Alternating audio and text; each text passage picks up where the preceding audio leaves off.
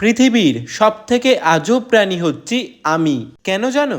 কারণ আমার যখন তখন যেখানে খুশি যেতে ইচ্ছা করে, আমার যখন তখন যা খুশি খেতে ইচ্ছা করে, সাথে আবার দেখি কিছু উদ্ভট উদ্ভট স্বপ্ন যার কোনো মাথা মুন্ডুই নাই। যেমন সেদিন রাতেই আমি স্বপ্ন দেখলাম যে আমি প্লেনে চড়ছি, শুধু চড়ছিই না, প্লেনে বসে আবার কত খাবারও খাচ্ছি। বোঝো কাণ্ড।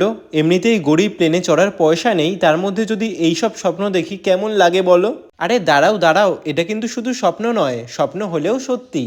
গাইস, যারা আমার মতন গরিব, আমার মতন পয়সার অভাবে প্লেনে চড়তে পারছো না, তাদের জন্য রয়েছে কিন্তু একটা দারুণ সুখবর। কলকাতায় এই প্রথমবার দি ফ্লায়ার্স নিয়ে এসছে এরোপ্লেন ক্যাফে, যেখানে তোমরা এরোপ্লেনে বসে এনজয় করতে পারবে সুন্দর সুন্দর খাবার। বিধাননগর স্টেশন থেকে কাকুরগাছির দিকে যেতে মাত্র 15 থেকে 20 মিনিটের ডিস্টেন্সেই কিন্তু রয়েছে এই মাল্টি কুইজিন রেস্টুরেন্টটা।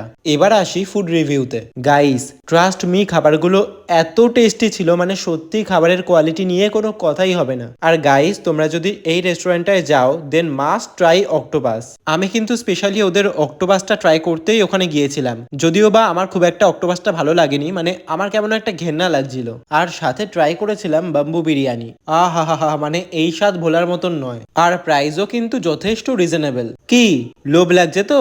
আরে বাবা, আমার খাবারে লোভ না দিয়ে তাড়াতাড়ি চলে যাও দি ফ্লায়ার্স মাল্টি কুইজিন রেস্টুরেন্টে। বাই।